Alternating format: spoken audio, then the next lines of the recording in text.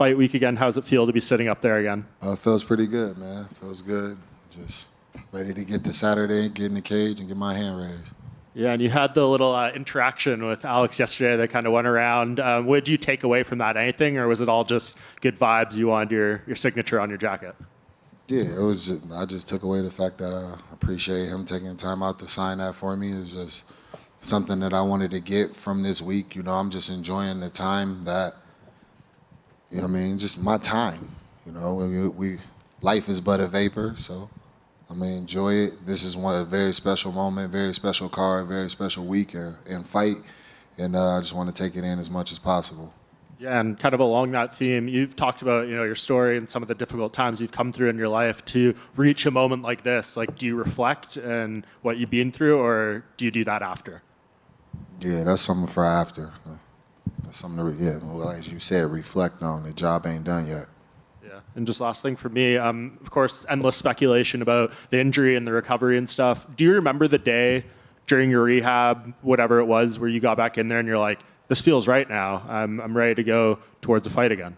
I've been feeling like I was ready to go for a while, you know, but, you know, I listened to the team, I listened to the doctors, and so I don't know. I don't really have an answer for that, for the simple fact that I've been ready to go since I got hurt. When you get in the cage on Saturday, is that when you're only going to 100% get that confidence back in it, or is that not even lingering in your mind? What? I don't even know how you even came forward that question from what I just said. What? Fair. No, fair enough. I'm only going to get 100? That was strange. Jamahal, talk to me about the mentality for this fight, right? You were the champion. You had to give that up through injury. You didn't lose that through a fight. So do you feel like on Saturday you're defending your title, or are you using this as an opportunity to be the challenger, climbing to the top once again? I just feel like whoever wins Saturday night is the champion. That's just how I feel about it. Obviously, when everyone talks about Alex and his fighting style, the calf kicks is something that comes up again and again. I saw you post something on your TikTok sort of talking about those and making light of it. Do you have a strategy in mind for those calf kicks, or do you think, hey, he has to worry about what I'm doing, not the other way around? I have a strategy for everything. You know what I mean? You should have a strategy for everything. You shouldn't want to get hit with anything. So, yeah, I plan on dealing with every weapon that he has. Obviously, you got to talk to your friend Israel Adesanya about Alex. How good a resource was that just to be able to call him up and get some tips from him? It's an invaluable resource to just be able to reach out and pick at one of the best minds in combat sports and have him who's had more experience with Alex than I think anybody that Alex has ever fought. So it was good. It was a great conversation. Jamahal over here. How's it going? What's up, James? The rest of camp looked like it went really well. I know you train with a variety of different partners. Are there any names that you train with that maybe we don't know about that we should be knowing about in the gym? You know, yeah, for sure. I'd love to get a shout out to my guy, Big Dog, Brett Martin. Brett Martin has been my secret weapon for my camps since I came into the UFC and since we linked up. He's a heavyweight. He's a big boy. He's another guy who don't get any love just because of his physique and things like that. You know, people talk about my body. Bro's body's pretty tough, but his abilities are unmistakable and they're incredible. They keep me sharp. I'm always able to bounce things off of him and learn with him and grow with him in the gym. You know, whenever he comes in and we're working, we get after it. And he knows me pretty well now, so he's able to actually shape out some other challenges and things like that for me. And yeah, he's been invaluable. I've also worked with a couple of the guys that were local from that fight for the bare knuckle, Mohawk Esteban Rodriguez, and Eric Lozano. Couple of tough, like, you know what I mean, they're tough. Esteban's he's tall, long, rangy, and he fights. And speaking of Michigan, how cool is it having Cody Brundage on this card? You both used to fight for Lights Out Fighting or Lights Out Promotion. Have you spoken to him this week? I haven't seen Cody yet, but yeah, that is actually pretty dope. They asked me who I wouldn't mind being in my locker room. I told them definitely I would like to have Cody Brundage in my locker room.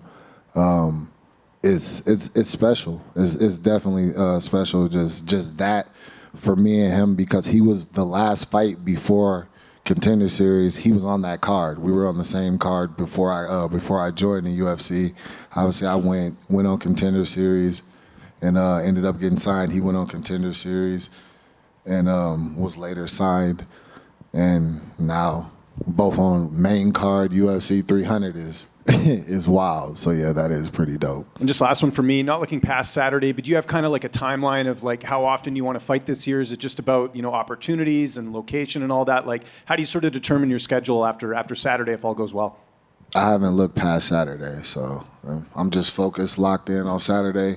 I want to make sure I get the result that I want Saturday, and that's the main focus. Jamahal, to your right. I noticed earlier you quoted Ecclesiastes saying that life is but a vapor. During this process from the injury now going into this fight, what do you feel like you've been taught most? Even more so, appreciate the moments. Yeah, appreciate the moments. Just, it could have all been over. It really could have all been over for me. There are athletes who have suffered this same injury who had to call it a quits on their hopes and their dreams. And I'm fortunate enough to now be in a time and was in a position to where the best medicine available was available to me. And I was able to take advantage of that and use the resources to make my way back and come back in a time that people really just can't seem to believe. So, what's going on? You already fought and won against 4 Brazilians. Alex Pereira is the 5th, and it's a big name out of Brazil right now. How was the experience to deal once again with the Brazilian audience on social media? The Brazilian audience is different than Alex's audience, so it's been a different experience this time, I'll say. And I would like to know from you, if somebody told you 3 years ago that you would be headlining UFC 300, would you believe that? What would you think at that time? If somebody told me I'd be headlining UFC 300 at the time, I'd believe it. I believe it because I know myself, and I know the belief I've always held in myself. But it would have got me hyped. It would have definitely had me excited. You know, I don't know. I just always planned on being in these moments and being in this situation ever since I was a kid. Like, you can even ask my dad. My dad is here right now, you know. Just from the time I was a kid, I just always believed that whatever I did, I was going to be one of the best at it. For a time, it was football. For a time, it was basketball. But whenever I sat in on fighting, I knew I would be here in moments like this, fighting for championships and able to have an opportunity to put myself up there with the greatest names to ever do it. Thank you. I know there's a lot of talk about Alex Pereira's fast rise in MMA coming from the kickboxing scene, but it was just in 2019 when you won a Contender Series contract, and this time last year you were originally supposed to fight in a Fight Night headline, and you got the shoulder rest on Fight Global, which you won, became the first Contender Series graduate to do so and become champion. So do you think people are kind of putting to the side your fast rise in this sport and to now ultimately headline the UFC 300 as well? I don't know. I don't care. That's not important at all. Like, he's a great fighter. That was his opportunity to show his greatness. His opportunity came fast, and he stepped up to the occasion, and that's good on him, you know. And I feel I've done the same with the opportunities that I've been given. So this is just that next opportunity.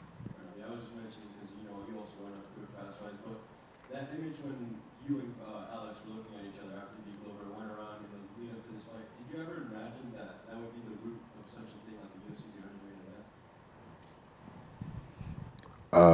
No, because it was just a handshake. He was over shaking my corner's hand. I went over and shook his corner's hand. So that's pretty much what that was. But I did see that he could possibly be an opponent in the future, and I was excited for it. I wanted him to win. When I got hurt and I had to give up the belt, it was like, all right, what's the best course? What's the best that can happen now? Because somebody else is going to win the belt. Who better than Alex to win the belt? Like, you know, y'all think y'all, and he is. You know, he's a two division glory champion, 2 division UFC champion, kickboxing great, hands of stone, bad man, just a monster, dangerous, scary dude. He's all those things. But watch what I do to him.